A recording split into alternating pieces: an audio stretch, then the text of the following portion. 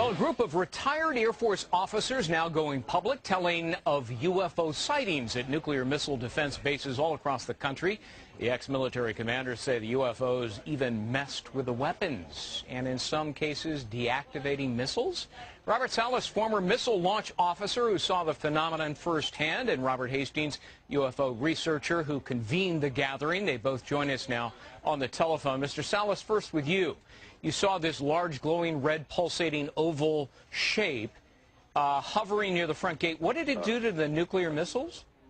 Well, first of all, I want to correct you. I was underground at the time of the incident. I was 60 feet underground in a capsule.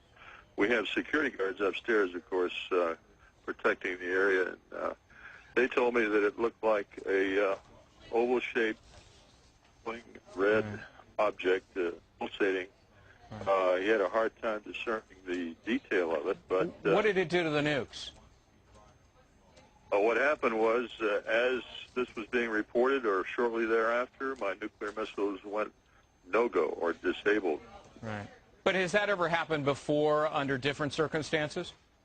It happened, as I later found out, about a week earlier on March 16th, 1967. Yeah. Well, not the same launch control center. It was called Echo Flight, which is some 40 miles to the northwest of where Oscar Flight is. We're short on time, so forgive me for being brief. Mr. Hastings, let me go to you. You're a researcher. You said that you believe visitors from outer space have come here.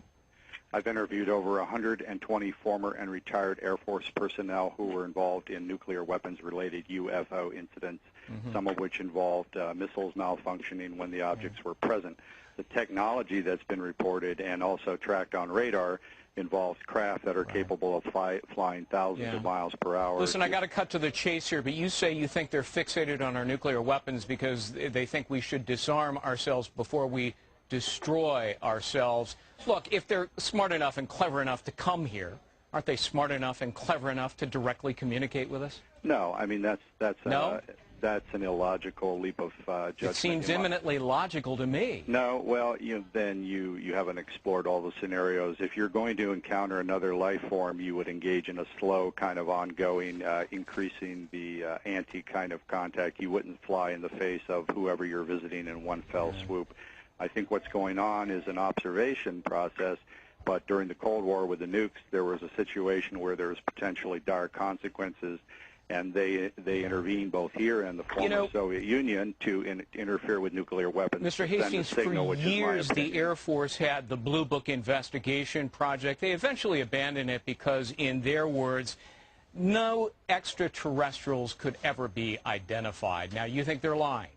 That was a cover story. The investigations that were conducted into these very sensitive national security cases were conducted by the Office of Special Investigation, as Mr. Salas can tell you.